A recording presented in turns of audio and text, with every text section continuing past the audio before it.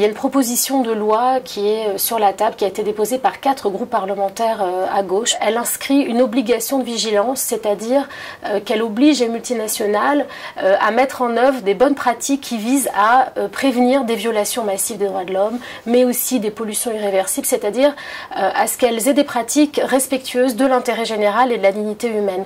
Le cas échéant, elles pourront être poursuivies pénalement ou civilement. Cette loi, c'est la traduction dans le contexte français des engagements qu'a pris la France à l'international pour protéger les populations des violations de leurs droits fondamentaux par les acteurs économiques que sont les multinationales. Bien sûr, l'idéal serait que de telles lois qui ne seraient finalement que justice. Il s'agit simplement de faire en sorte que les acteurs économiques qui bénéficient de la mondialisation répondent à un certain nombre de règles et le cas échéant soit puni comme ce que l'on demande à tout citoyen ou même à tout État.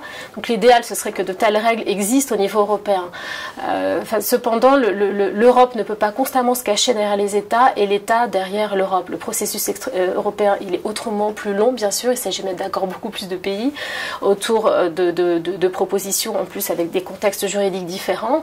Nous estimons que la France, qui est quand même encore a priori la patrie des droits de l'homme, qui est écoutée d'après ses ministres au niveau international, qui héberge une grande partie des plus grandes multinationales dans le monde, doit montrer l'exemple, avoir le courage politique de commencer à introduire dans sa législation ce devoir de vigilance pour ses propres multinationales, l'idée étant de faire tache d'huile. D'ores et déjà, plusieurs pays de l'Union européenne ont déjà introduit un niveau d'obligation de vigilance pour leurs multinationales sans que ça se traduise par des pertes de compétitivité dramatiques.